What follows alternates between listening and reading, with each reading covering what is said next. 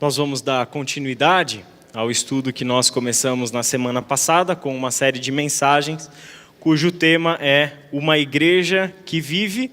E hoje, então, seguindo aí a sequência do texto de Efésios, capítulo 2, nós vamos fazer a leitura e alguns comentários do versículo 11 até o versículo 22 do capítulo 2 de Efésios. Então, Efésios, capítulo 2, de 11 até 22. Então, vamos fazer a leitura? Portanto, lembrem-se de que anteriormente vocês eram gentios por nascimento e chamados incircuncisão pelos que se chamam circuncisão, feita no corpo por mãos humanas, e que naquela época vocês estavam sem Cristo, separados da comunidade de Israel, sendo estrangeiros quanto às alianças da promessa, sem esperança e sem Deus no mundo. Mas agora, em Cristo Jesus, vocês, que antes estavam longe, foram aproximados mediante o sangue de Cristo, pois Ele é a nossa paz, o qual de ambos fez um e destruiu a barreira, o muro de inimizade, anulando em seu corpo a lei dos mandamentos expressa em ordenanças. O objetivo dele era criar em si mesmo, dos dois, um novo homem, fazendo a paz e reconciliar com Deus os dois em um corpo por meio da cruz, pela qual ele destruiu a inimizade.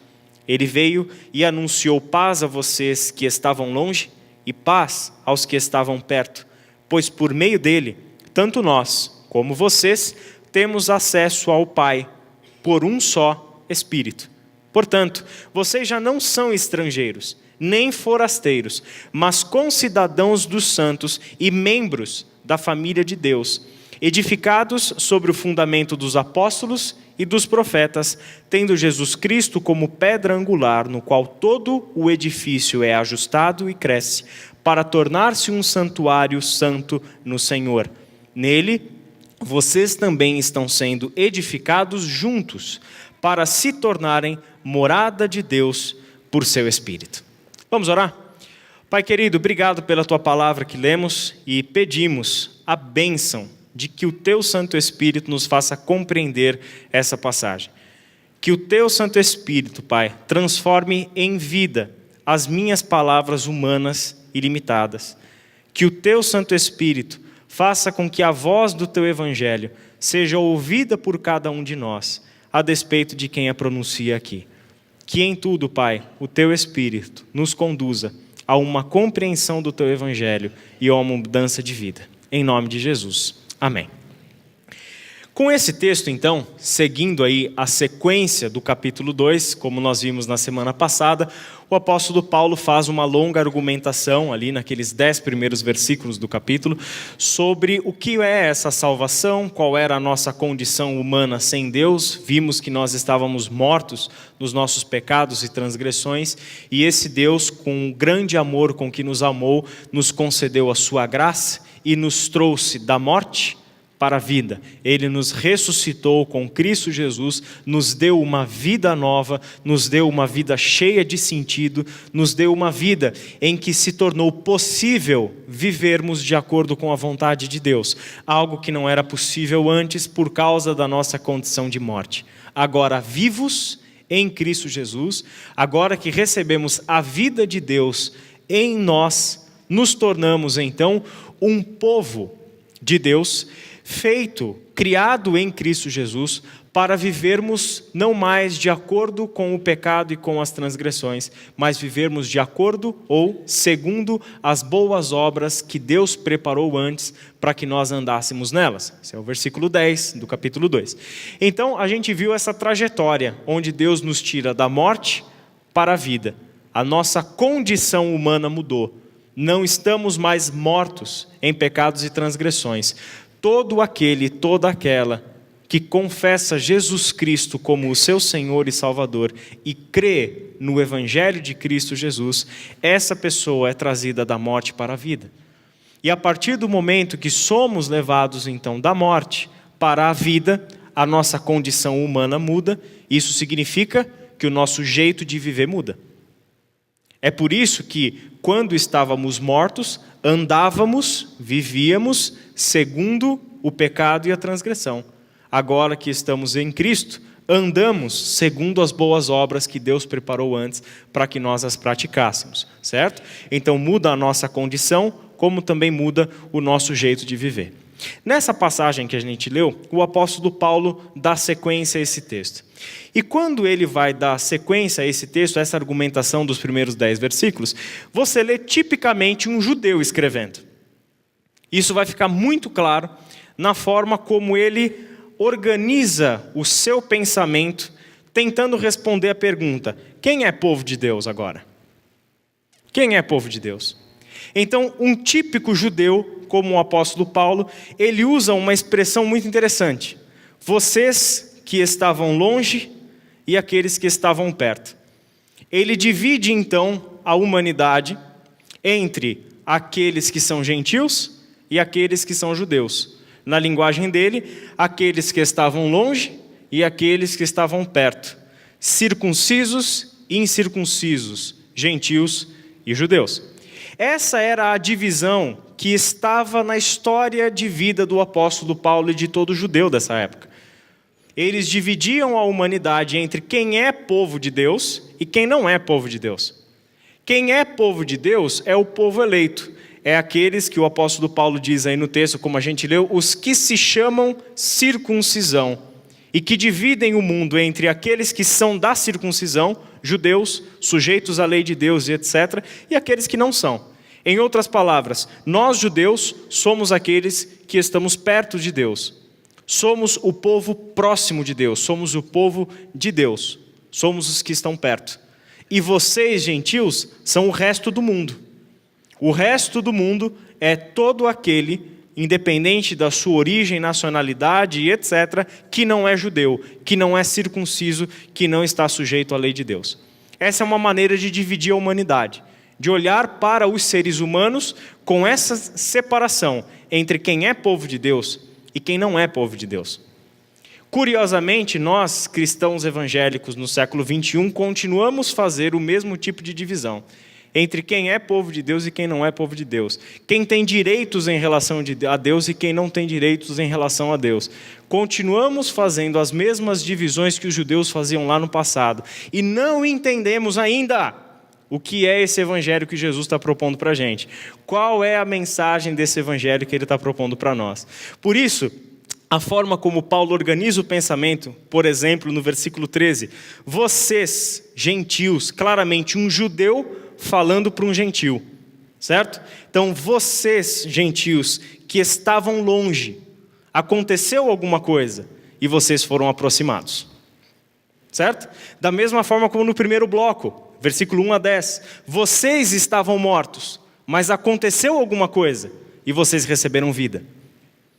Vocês viviam segundo os desejos e paixões do pecado, mas aconteceu alguma coisa e vocês agora vivem segundo a vontade de Deus, vivendo pelas obras que Deus preparou para que vocês vivessem nelas, praticassem elas. Então alguma coisa aconteceu, da mesma forma aqui, entre aqueles que estavam longe e aqueles que estavam perto, de modo que aqueles que estavam longe foram aproximados. Hoje a gente vai refletir então um pouco o sentido disso daqui. Interessante você pensar que quem está dizendo, como nós mencionamos, essas palavras é um judeu, é um apóstolo Paulo. É alguém que tem na sua própria história de vida um conhecimento de Deus, um conhecimento da lei de Deus.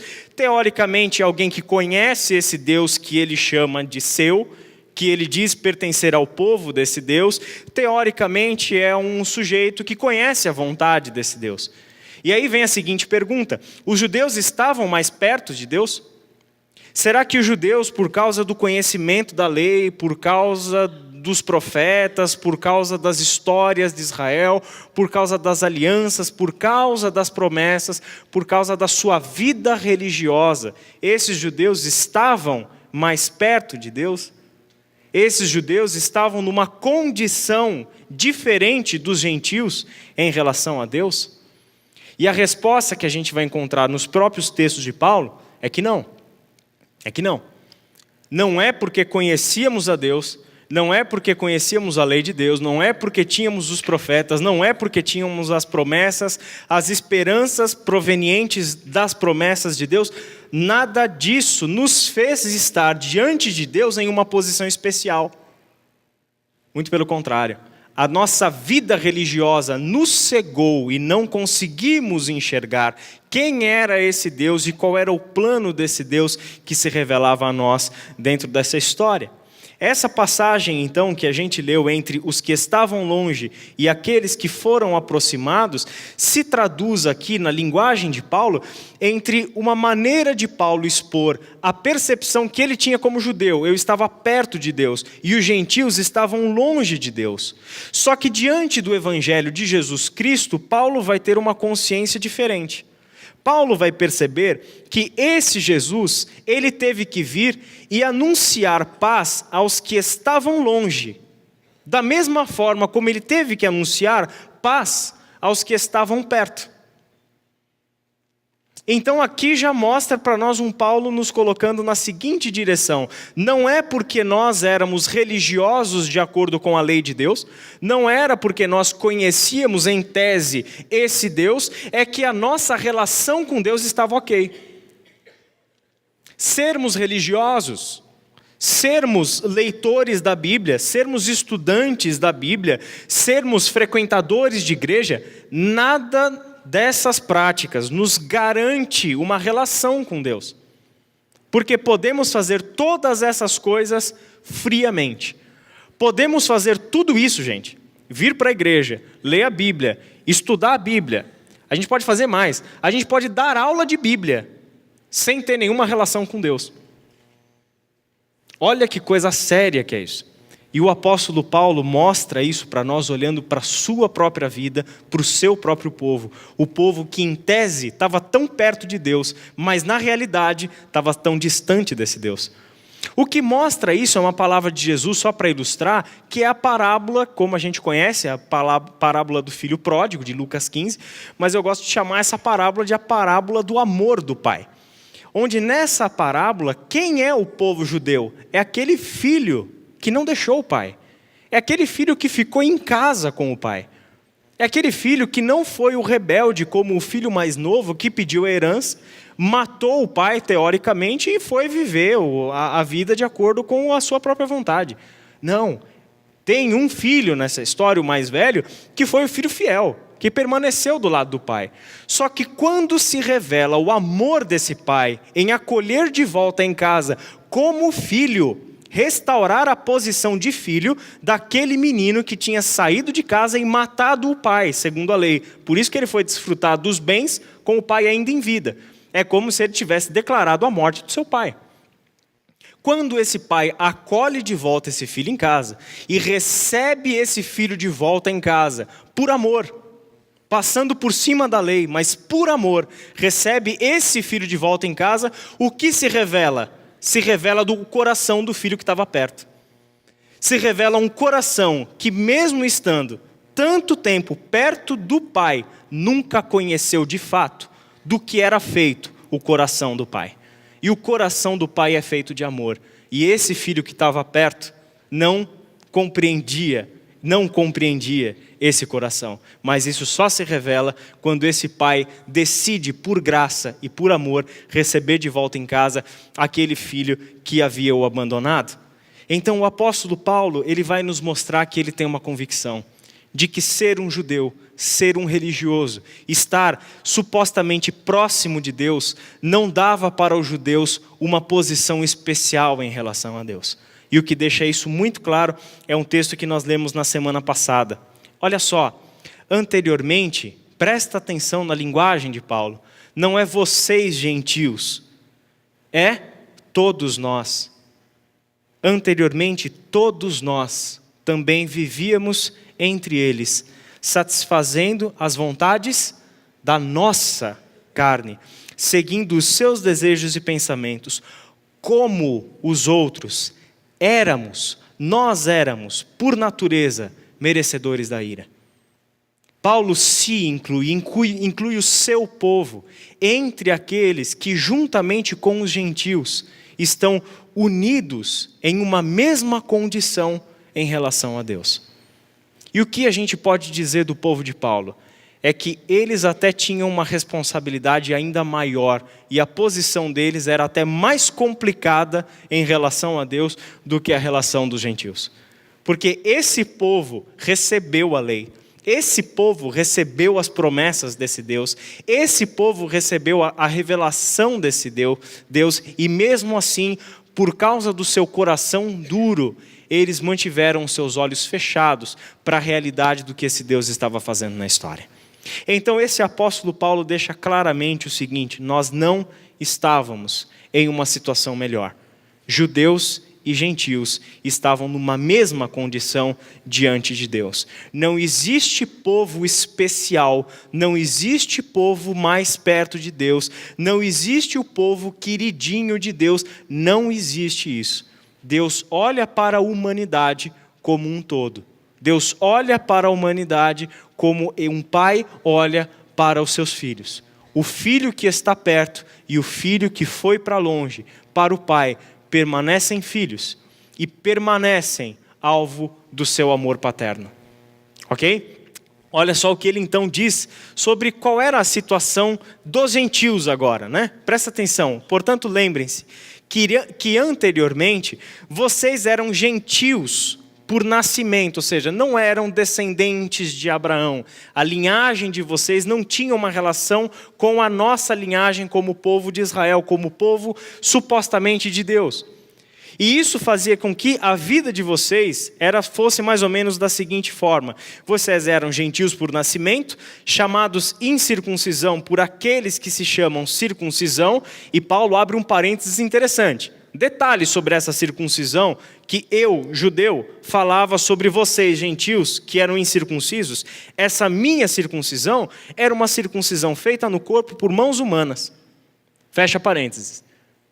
Naquela época, vocês estavam sem Cristo, separados da comunidade de Israel. Sem Cristo é sem um Messias, sem o Salvador enviado da parte de Deus. Separados da comunidade de Israel, justamente por isso vocês eram estrangeiros quanto às alianças da promessa, sem esperança e sem Deus no mundo. Certo? Porque todas essas coisas Deus havia dado para o povo de Israel.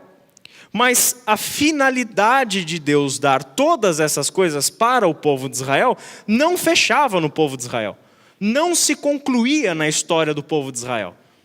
O povo de Israel era parte do plano de Deus nessa história. A gente estava falando hoje de manhã no Crescer. Às vezes uma visão panorâmica sobre a Bíblia mostra para a gente que paira sobre nós uma ideia, um imaginário de que o Antigo Testamento e povo de Israel lá era o plano de Deus. Deus deu a lei, Deus deu promessas, Deus deu esperança, alianças, etc. e tal. O povo não correspondeu àquilo que Deus tinha como projeto, não deu certo com o povo de Israel. Então o que Deus fez? Para resolver a história, ele mandou Jesus e a igreja. Esse é um imaginário que paira sobre nós. A ideia de que Israel era o plano A de Deus. Se o plano A não der certo, entra em ação o plano B, que é Jesus e a igreja. Certo? É impressionante quanto a gente pensa exatamente dessa forma. Mas qual é a ideia? Não é essa a ideia. É que sempre houve um mesmo plano de Deus. Um plano de Deus que a gente vai ver mais para frente que plano que era esse. Mas esse plano todo passava pela história de Israel. Tudo o que Deus fez com Israel, dar a lei para esse povo, fazer alianças com esse povo, dar promessas para esse povo, tudo isso é parte de um plano de Deus que não termina no povo de Israel. Mas Deus sempre teve a intenção de que por meio desse plano que começa na história do povo de Israel, Deus alcançasse todos nós. Esse sempre foi o projeto desse Deus. E esse texto vai deixar isso muito claro para nós. Os gentios, então, como estavam separados do povo de Deus, como estavam separados da comunidade de Israel, é como se eles não tivessem acesso a essas bênçãos que Deus estava dando para o povo de Israel. E aqui eu já quero adiantar uma coisa que é o seguinte: essa separação que Paulo vai chamar de um muro de inimizade entre gentios e judeus, entre os que estavam longe e os que estavam perto, reflete-se de uma forma concreta no centro da religião de Israel no tempo de Jesus, que é o templo de Jerusalém. O que é interessante é que nesse templo, ele é construído por partes, onde o gentil, ele podia acessar esse templo, mas só numa determinada parte. Então, o gentil tem acesso ao templo, mas ele não pode passar daquele ponto. Daí, depois dessa primeira barreira, que já deixa do lado de fora os gentios, existe uma segunda barreira, onde as mulheres podem acessar até esse segundo momento, esse segundo local.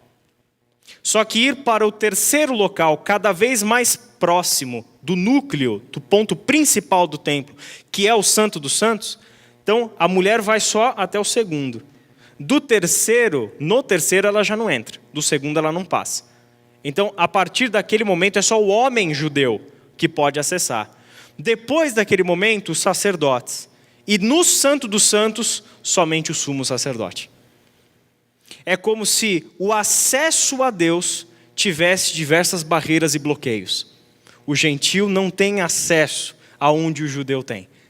A mulher não tem acesso aonde o homem tem. O sacerdote não tem acesso aonde o sumo sacerdote vai. E esse Deus está separado do seu povo por diversas camadas, por diversas barreiras que a religião humana foi construindo e que separa as pessoas de Deus. Separa as pessoas de Deus e separa pessoas entre pessoas. Porque aqui já não existe mais a divisão somente de judeus e de gentios, mas também a divisão de homens e mulheres e de hierarquia religiosa. Será que esse era o projeto de Deus? Será que essa realmente era a intenção de Deus? Então, por trás dessas palavras de Paulo, é claro, existe claramente a ideia do templo. E ele vai retomar essa ideia lá na frente, no finalzinho dessa passagem que a gente leu.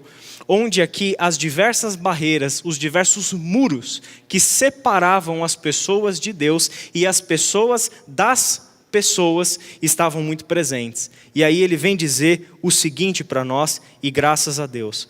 Mas agora, em Cristo Jesus, vocês que antes estavam longe, foram aproximados mediante o sangue de Cristo. Pois Ele é a nossa paz, o qual de ambos fez um e destruiu a barreira, o muro de inimizade, anulando em seu corpo a lei dos mandamentos expressa em ordenanças. O objetivo dele era criar em si mesmo, dos dois, um novo homem. Dos dois, um novo ser humano, uma nova humanidade. Essa é a ideia. Não homem no sentido de gênero, mas homem no sentido de ser humano, de humanidade. Dos dois, de gentios e de judeus, daqueles que estavam separados pelo muro, pela barreira de inimizade que vocês erigiram por causa das convicções religiosas de vocês. Isso deveria ser um alerta muito grande para a igreja de Cristo.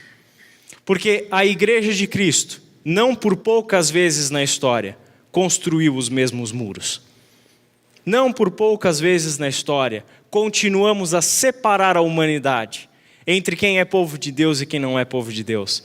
E para fazer de uma forma bem marcada essa divisão de quem pertence a Deus e de quem não pertence a Deus, o que a gente faz? A gente ergue muros. E a gente permanece sendo igreja com uma mentalidade de gueto, para dentro da nossa esfera, para dentro dos nossos muros. Porque se a gente ficar do lado de dentro dos nossos muros, nós nos protegemos contra a heresia do pessoal lá fora. Porque se nós erguermos os nossos muros, nós evitamos nos contaminar com as coisas do mundo. Você não pode esquecer que a mentalidade de um judeu em não comer, não dividir uma refeição com um gentil, era exatamente essa. Eu não vou comer com um gentil, porque comer com um gentil é um ato de sacrilégio.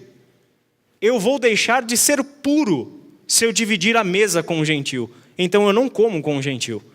É a mesma visão. A visão de que existem muros que separam a gente. E esses muros servem não para proteger, mas na verdade é para manter do lado de fora aqueles que não são como nós. Só que nós nos esquecemos dessa palavra, que Cristo Jesus, Ele vem a esse mundo para quebrar essa barreira, para destruir essa barreira de inimizade, para derrubar os muros que nós construímos. E esse Cristo vem para esse mundo para que no lugar dos muros a gente construa pontes. Para que onde há muros, nós construamos pontes que nos conectam uns aos outros. Como corpo de Cristo e como igreja, nós somos enviados para esse mundo. Nós não estamos protegidos e nunca nos foi dado o direito de nos protegermos dentro dos nossos muros. Mas como igreja e corpo de Cristo, nós somos enviados para esse mundo, para que onde houver muros, a gente consiga derrubar pelo amor de Cristo. Esse é o grande desafio da gente. Você já parou para pensar, por exemplo, que nós temos hoje no mundo 3 religiões monoteístas de uma mesma matriz, de uma mesma origem, uma mesma linhagem histórica. Quais são elas? O judaísmo, o cristianismo e o islamismo. As 3 grandes religiões monoteístas. O que é interessante é que a gente falou do judeu que não come com o gentil. Não come com o gentil porque o judeu tem uma série de restrições à mesa também. Então, a comida que serve para o gentil não serve para o judeu. Certo? Então, não dá para ter comunhão de mesa. Porque na mesa a gente já encontra o primeiro bloqueio. Que as comidas que eles comem eu não posso comer. O islamismo também tem as mesmas restrições à mesa. Semelhantes. O cristianismo, das 3 religiões monoteístas, é a única que não tem restrições à mesa. Já parou para pensar no significado disso? Você já parou para pensar que quando Deus chama Pedro para ir lá na casa de um gentil, um centurião chamado Cornélio, esse Pedro chega para Deus e coloca para Deus o muro. Deus, eu até entendo o que o Senhor está dizendo para mim, que é para eu ir lá na casa do centurião, lá na casa do romano. Só tem um problema, Deus, o Senhor não está lembrando que tem um muro entre nós. Né? Como que isso se revela ali na conversa que Deus tem com Deus por meio da visão? Deus chega para Pedro e dá o que para Pedro? Um monte de animais que a lei considerava impuro. Chega para Pedro com esses animais, chega para Pedro e diz, olha Pedro, está vendo esses animais? Pode matá-los e pode comer a carne deles.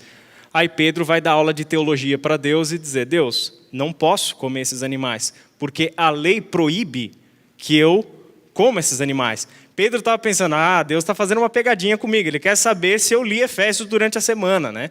Então ele vai fazer uma pegadinha. Não, Pedro, você não está entendendo. Por que é que você está chamando de impuro aquele que eu purifiquei? E aí Pedro podia ter ido dormir sem essa. Então, diante do que Pedro ouviu do Senhor, o que ele faz? Eu entendi o recado. Significa que agora a minha visão sobre o outro precisa mudar.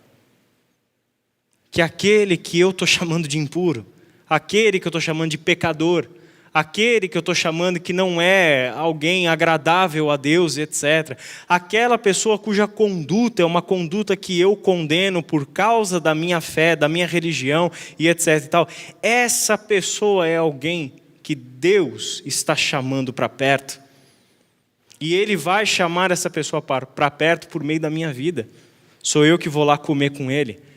E aí não importa se lá na mesa dele tem uma garrafa de vinho. Não importa se na mesa dele tem um porco. Não importa. Esse judeu que não comia carne de porco, mas bebia vinho até cair. Isso é normal no judaísmo. O islamismo já tem a outra restrição, não consumo da bebida alcoólica. E a gente, e nós cristãos, nós podemos comer com qualquer pessoa, de qualquer coisa que nos for servida na mesa.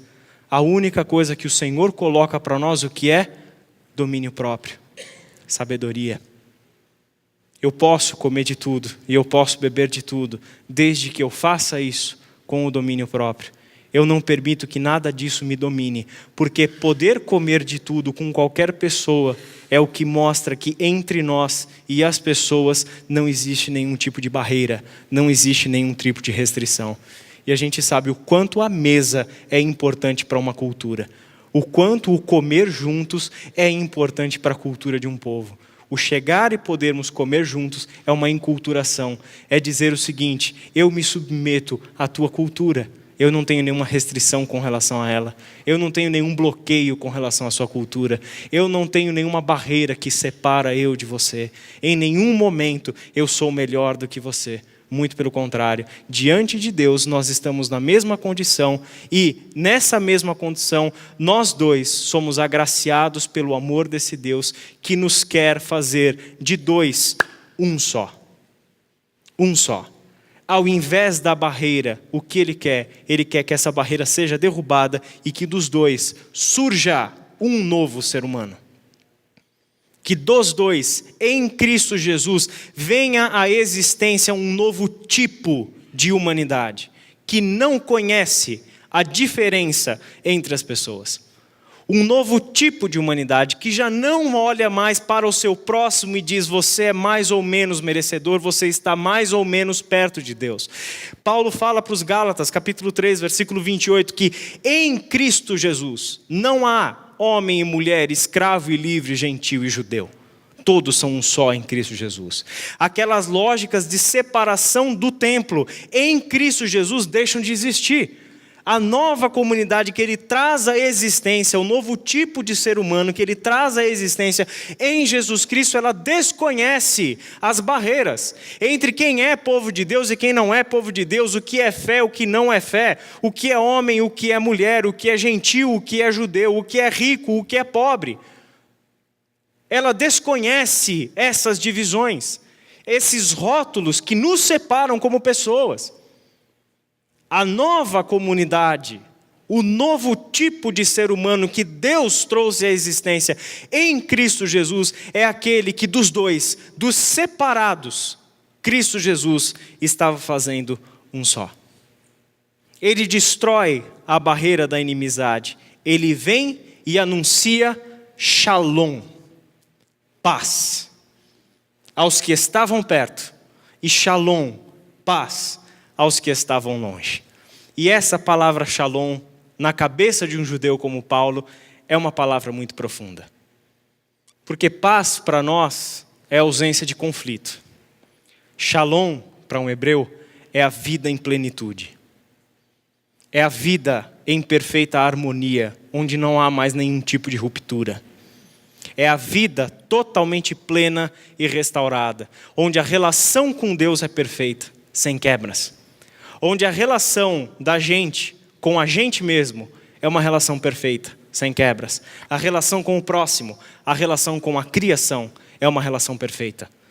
Em outras palavras, Shalom para um hebreu é aquilo que Adão e Eva desfrutavam com o Senhor no jardim antes do pecado. Aquilo é Shalom. Uma vida tão perfeita e harmoniosa que Deus ia para o jardim passear com eles e conversarem juntos na virada do dia. De tão perfeita que era essa relação. Aquilo é Shalom, a vida sem o pecado. Ele vem e anuncia uma restauração plena da vida, da relação com Deus, da relação com o próximo, tanto para os que estavam longe, quanto para os que estavam perto. Por isso mesmo, é que esse texto está nos falando sobre uma reconciliação.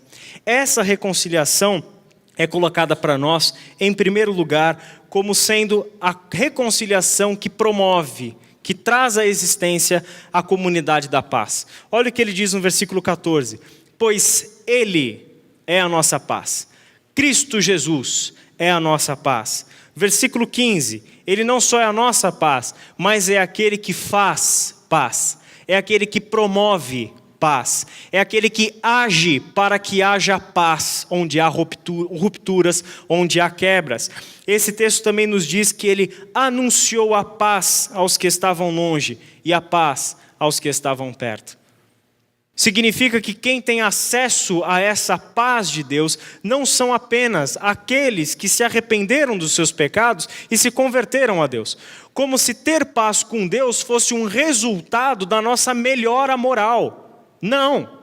O que a gente viu na semana passada é que a salvação que Deus destinou a nós não está e nunca esteve relacionada aos nossos méritos, às nossas obras. A salvação não é uma recompensa de Deus porque somos bonzinhos, ou porque nos tornamos bonzinhos. Salvação não é salário, salvação é graça. Salário você trabalha e merece, é direito. Salvação é graça, você não trabalhou e nunca fez por merecer, e Deus te deu. Então não está relacionada à nossa qualidade moral, o sermos salvos e desfrutarmos de uma paz com Deus. A paz com Deus, ela é trazida ao mundo por Jesus Cristo. E este Jesus Cristo que traz paz ao mundo, traz paz àqueles que estão perto, àqueles que já conhecem a Deus, que têm uma relação com Deus, por mais conflituosa que essa relação pode ser. Mas esse mesmo Cristo Jesus está por este mundo, levando paz às pessoas que nós como igreja ainda não chegamos nelas. E não chegamos nelas, e não conseguimos enxergá-las, e não conseguimos chegar até elas, porque nós erigimos muros, onde Cristo Jesus está destruindo muros. Porque nós estamos levantando barreiras de inimizade, onde Cristo Jesus está derrubando barreiras de inimizade. Porque nós estamos no mundo sendo juízes e sentenciando pessoas que Cristo Jesus quer reconciliar com Deus. Já parou para pensar nisso? O quanto isso é sério? O quanto isso é não discernirmos o plano de Deus na história? O não discernirmos a vontade de Deus em toda essa história? Porque a vontade de Deus é levar para esse mundo a paz. E para que haja paz, é necessário o perdão. Por isso que a comunidade da paz só é comunidade da paz, porque ela é uma comunidade do perdão. A comunidade que recebeu o perdão. E a comunidade que sabe perdoar. Que sabe levar a este mundo o mesmo perdão. Esse perdão existe dentro de nós, como uma necessidade real, como igreja, como povo de Deus. Porque a gente pode imaginar que a gente está construindo muro para manter do lado de fora os que não são cristãos como nós. Mas você já parou para pensar que dentro do teu pequeno grupo você está levantando muro? Você já parou para pensar que aqui dentro da igreja você ergueu muros entre você e outras pessoas? Já parou para pensar nisso? Que tipo de igreja a gente está querendo ser? Se a gente está fazendo exatamente o contrário do que Cristo Jesus está fazendo na história. Se a gente diz estar no mesmo barco com Cristo, só que Ele está remando numa direção e você na outra. Tem alguma coisa muito errada com a gente. Porque construir muros é fazer o oposto do que Cristo fez. Agora, ser perdoado e conceder perdão é caminhar na direção de Cristo. Olha o que o texto diz no versículo 15. Anulando em seu corpo a lei dos mandamentos, expressa em ordenanças. Aquilo que nos era o motivo de condenação, Cristo Jesus leva sobre o seu corpo, paga o preço para que nós sejamos perdoados. E nisso que ele está fazendo, versículo 16, ele está reconciliando com Deus, os dois em um corpo, por meio da cruz. O que é interessante é que sempre quando a gente fala de reconciliação, muitas vezes nós estamos pensando somente numa dimensão vertical. É que Cristo Jesus veio ao mundo para me reconciliar com Deus. Mas nós nos esquecemos dessa passagem. Onde o que Ele está fazendo é reconciliar os dois em um só corpo com Deus. A reconciliação não é apenas numa dimensão vertical, mas ela é também numa dimensão horizontal. A reconciliação de Cristo Jesus é a minha reconciliação com o meu irmão e com a minha irmã, que por qualquer motivo que é contrário à vontade de Deus, eu ergui um muro entre nós, criei uma barreira entre nós. Qual é o chamado do Evangelho? Quebre barreiras. Ah, mas não fui eu culpado. É um ótimo motivo para você ir lá e quebrar a barreira. Justamente porque você não é o culpado. Mas se você ergueu a barreira, ou se você deixou que a barreira fosse erguida, desculpa, mas você é culpado. Ou por ter um papel ativo, ou por ter um papel passivo na construção da barreira, do muro. Ele está reconciliando com Deus os dois em um só corpo, por meio da cruz. Por isso mesmo, porque a comunidade da paz é a comunidade do perdão, é que ela se torna a comunidade da unidade. O objetivo dele era criar em si mesmo, dos dois, um novo ser humano, uma nova humanidade. Os dois em um corpo, por um só Espírito. Percebe o quanto na carta aos Efésios a ideia da unidade está presente. O quantas vezes Paulo vai falar sobre o um só. Quando chegar no capítulo 4, então tem 2 versículos que ele repete o um em todos os momentos. Um só Deus e Pai, um só Espírito, um só Senhor, uma só fé, um só batismo. Ou seja, a ideia do corpo de Cristo é que não existem diversos corpos. Não existem diversas igrejas do Senhor. Deus não tem diversas famílias. Jesus não tem diversas noivas. É um só. É um corpo só. Nós é que fazemos divisões onde Deus não quer que sejam feitas divisões. Por isso que o capítulo 4, versículo 3, Paulo vai dizer o seguinte: façam todo o esforço para preservar a unidade do Espírito pelo vínculo da paz. Ele retoma todas essas coisas que a gente falou. A unidade do Espírito, o corpo unido, a paz como a relação que preside os dois. Tudo restaurado. Por que façam todo o esforço? Porque a nossa tendência é separar aquilo que Deus uniu. Essa é a nossa tendência. Por isso, precisamos nos esforçar para conservar a unidade do Espírito. Para continuarmos a andar no projeto de Deus, para continuarmos a viver de acordo com aquilo que era o objetivo de Deus, o plano de Deus. A gente não pode entrar no plano de Deus, nos tornarmos abençoados com todo o projeto de graça e salvação que Deus trouxe para a história em Jesus e de repente criarmos os nossos próprios objetivos e planos. O objetivo permanece o mesmo, é o mesmo objetivo de Deus e o mesmo plano de Deus. Por fim, a reconciliação nos fala de uma comunidade onde os filhos são filhos de um mesmo Pai. Pois por meio dele, tanto nós como vocês temos acesso ao Pai por um só Espírito. E essa é uma expressão que o apóstolo Paulo utiliza bastante. Deus é Pai.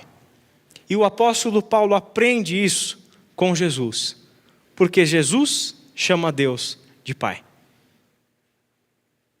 Paulo tem essa convicção de que o Deus que Jesus Cristo apresentou para nós é o nosso paizinho querido, é o nosso papai, é o Abba do aramaico, é o paizinho da intimidade, é o paizinho do coração, é o paizinho com quem eu tenho uma relação de amor.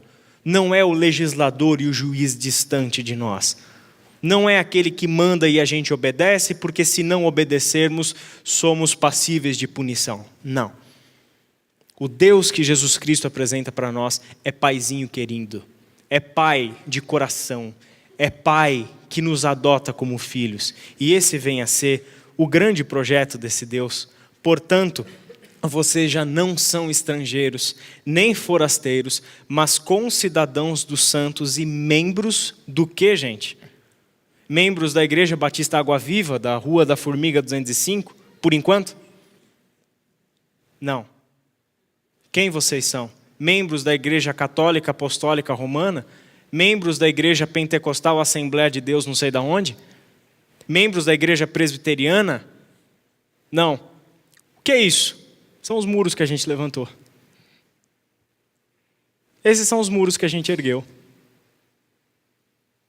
E aí a gente não tem comunhão. A gente não tem relação. Vocês são membros do quê? Da religião, não sei das quantas? Qual é a mensagem do Evangelho, gente? Vocês são membros da família de Deus. Vocês são membros da família que Deus está construindo na história. Vocês foram trazidos para perto por esse Deus, por plano e vontade desse Deus. Por isso somos membros da família de Deus, edificados sobre o fundamento dos apóstolos e dos profetas, tendo Jesus Cristo como pedra angular, no qual todo o edifício é ajustado e cresce para tornar-se um santuário santo no Senhor.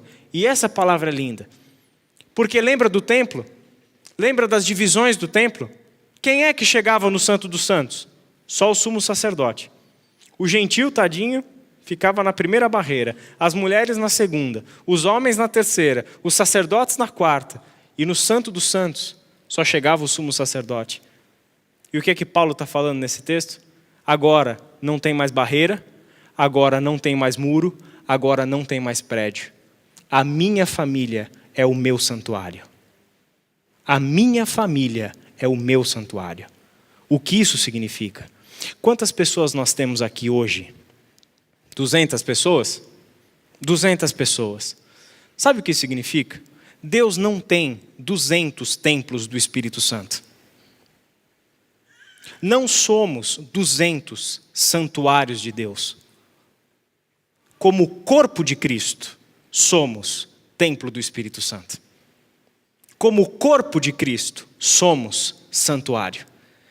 Ele não vem para essa história para que habite individualmente em cada um, embora todos nós tenhamos recebido individualmente o Espírito Santo de Deus. Mas qual é a finalidade disso? É que todos aqueles que receberam o Espírito Santo de Deus, como a gente leu no texto anterior, em um só Espírito, nos tornemos o santuário santo do Senhor, onde não há barreiras, não há hierarquias, não há o mais próximo e o mais longe, não há. Todos estamos juntos e edificados como santuário santo desse Senhor. Para se tornar, nele vocês também estão sendo edificados como?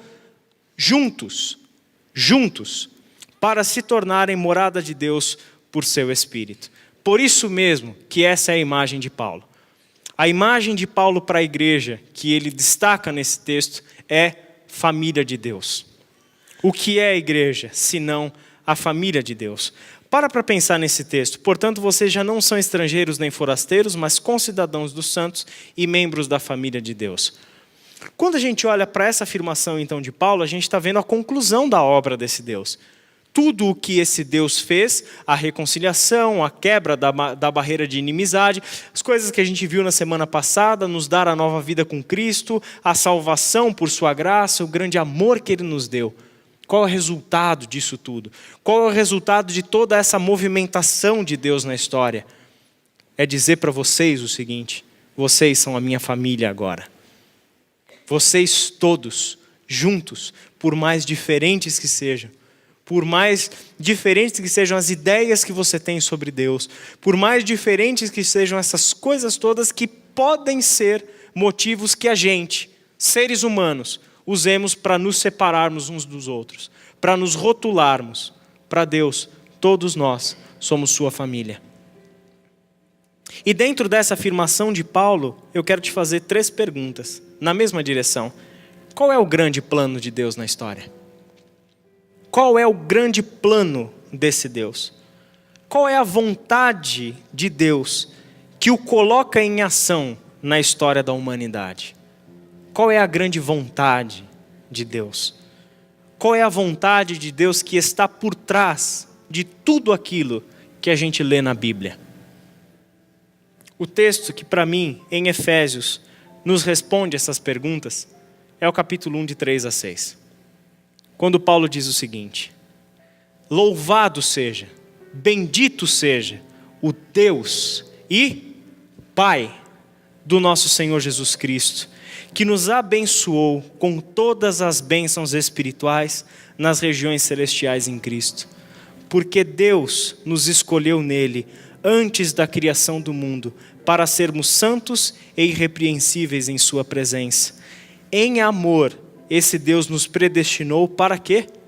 Para sermos adotados como filhos, por meio de Jesus Cristo, conforme o bom propósito da sua vontade, para o louvor da sua gloriosa graça, a qual nos deu gratuitamente no amado. Qual é a grande vontade de Deus? Qual é o bom propósito da sua vontade? Por que Ele fez tudo o que Ele fez na história? Por que toda essa movimentação de Deus na história? Porque o plano de Deus sempre foi nos adotarmos como filhos, para nos tornarmos a sua família.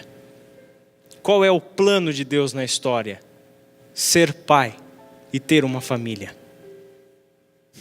Esse é o grande projeto de Deus na história.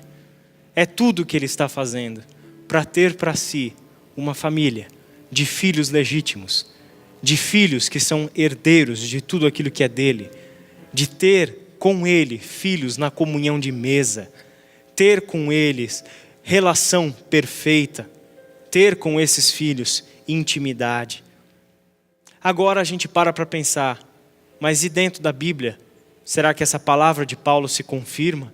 Será que esse realmente era o grande propósito de Deus? Fazer uma grande família, adotando filhos de todas as línguas, povos e nações? Será que esse era o projeto de Deus?